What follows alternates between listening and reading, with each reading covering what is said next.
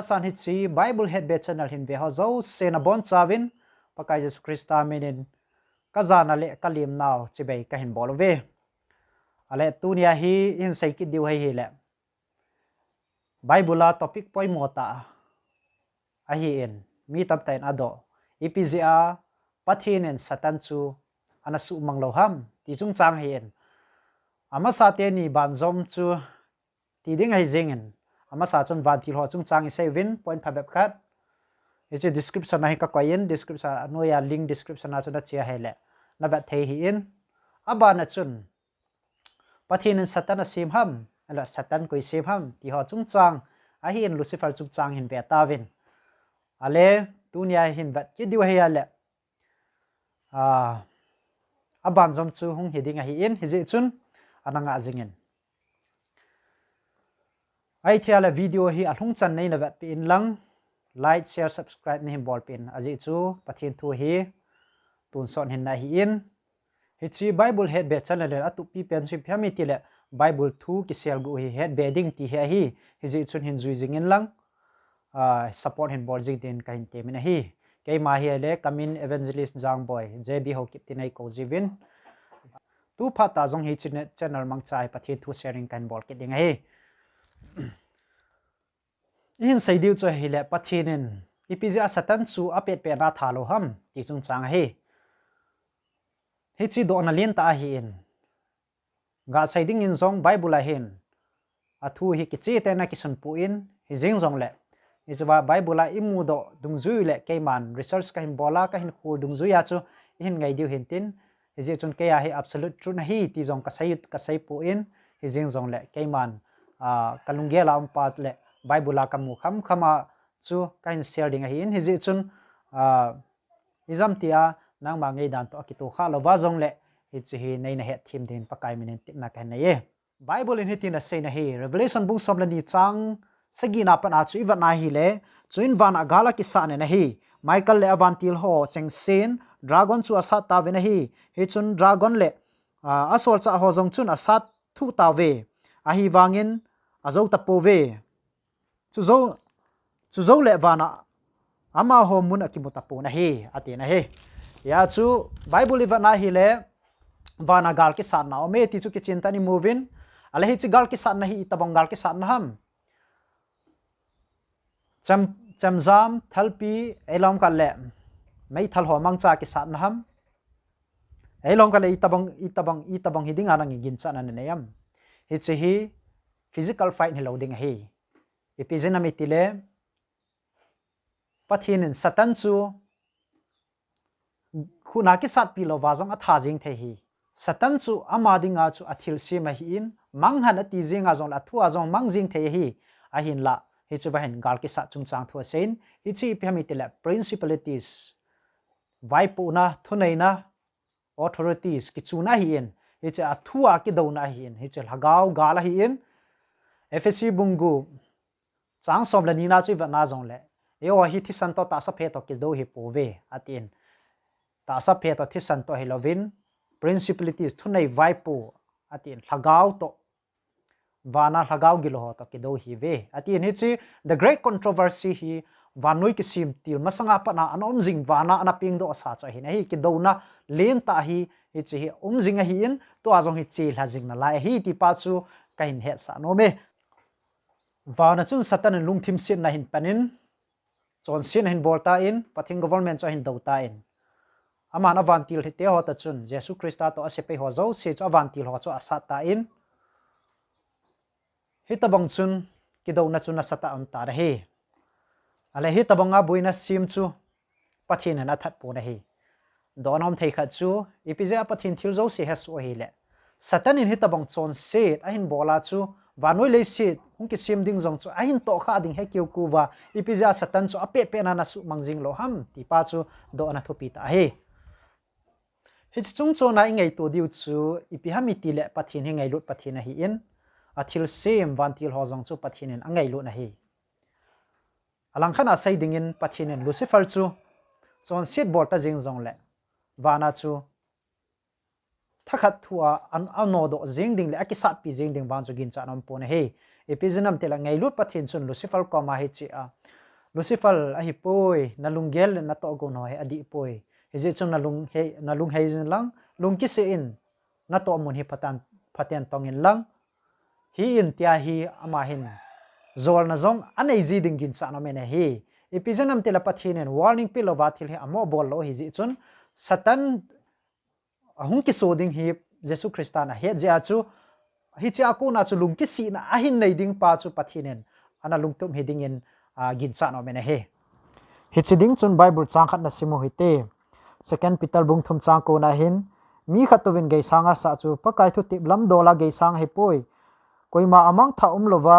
mi zo sin lung heina mi zo si lung heina ding ngai tua nang ho zala khongai sot hi bove atin he je achu pathinen Lucifer jong chu khungaya akisi ding pala alung hei ding chu pathin angai to te ding he episode mi tele Jesu Christa chu ngai lut pathin hi in hi chi ngai lut pathin chun thakhat thua asu mang ding chu thil he thailo hi pathinin Lucifer hi probation akisi na ding phat sau ta api ding in gin chano mi hi hin la aman hi chi phat ki pi sung akisi na ding alung hei na ding phat ki pi sung chu ama hin hoi ta mang ta zolova vantil hozo chu nitina hi atil si na hi tabanga chu phat ki pi chu ki si na mang talova vantil dam ho lung thim chu su set pi le til set pi ama langa pangding pathin sa ding chu atam zo chi a ki sip na phanen amang zo ta na hi ale hi tabang chun iwa na hi le vat sa na ding in Lucifer na to dan chu ga te ka thei ding in alu bora sunga khon alu khat hi amun khat ke koi ta han lang hi le hi chu ila do lo wa hi le amun nitina aki beding pa tabang hin amazong hi aum ta na hi ji achu ama hi la do te ngai a hi ta na hi wana Lucifer am so lai chana chu van environment chu aset ta ding ji achu pathinin Lucifer le asot to le ho chu ama ho chu ahin nol ha jinga hi chulai wana chu ama ho ding in munaki mutapoi kitie hi tabang din muna hi ta ji achu Lucifer dinga chu ngai lu na khang probation hi ki kha hi ta na hi epizena mitel om so lai chana chu ama hin van environment asu se na mizo van tilum zo se hi aman ahin su se dinga hi ta ja chu hi chi virus chu la do hungai tar hi ja chu pathinen Lucifer le van til ho zo se chu ahin so la wana chu mo dinga mun ki motalo hi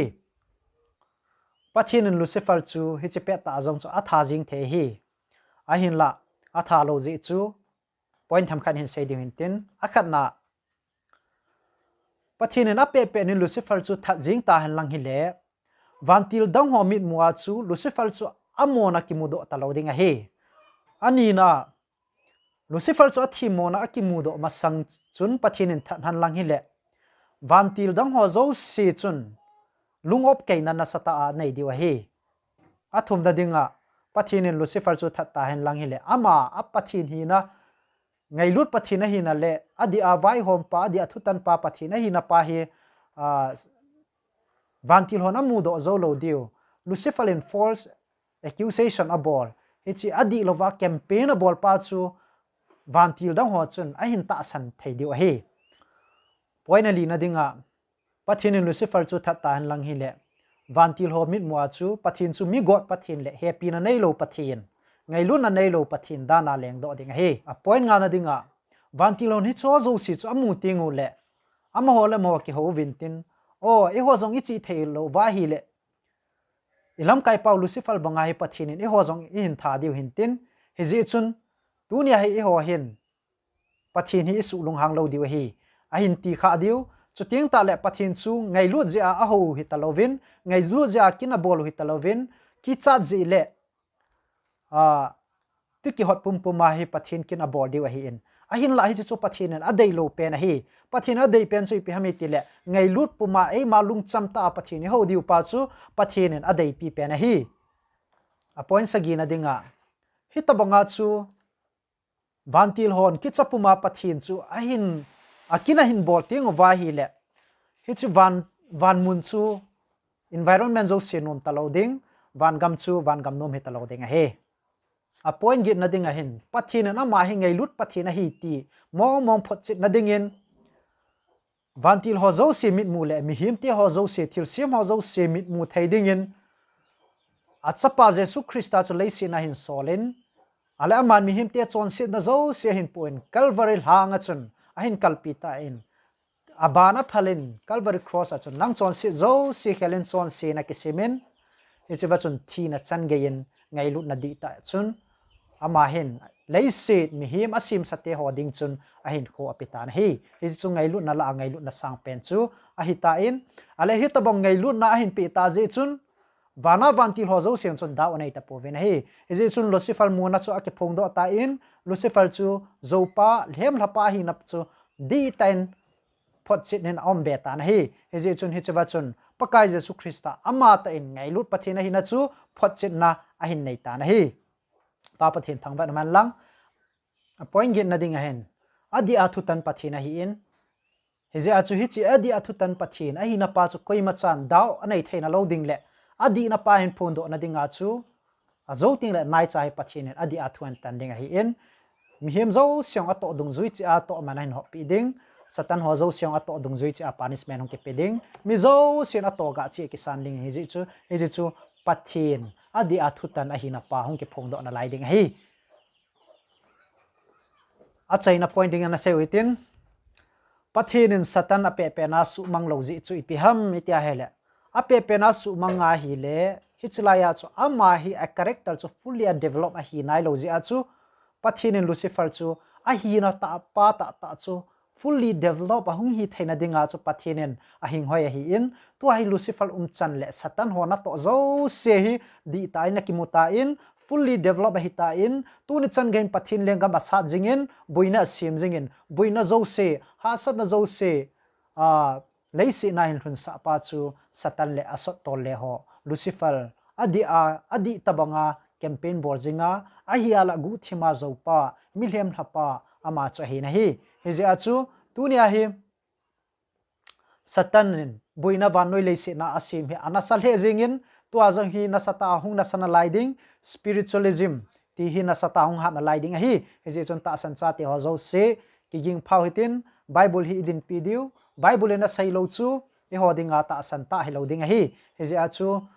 Bible in ko mu ding zui wa hi sola scriptura Bible and Bible alone Bible bo se a hi idin dingo heje zo ta san lai ki bul phu na diwa hi pathin in bon cham pathin bu an lang ichi video hin ve ho zo se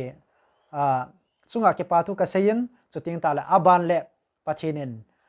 leisi da sim dan ho le chon se na tha dan ho in sei diu hin tin heje chun hin ve zom jing in lang hin nga zingin ti chu ka hin tip na he ka ke pa may God bless you all.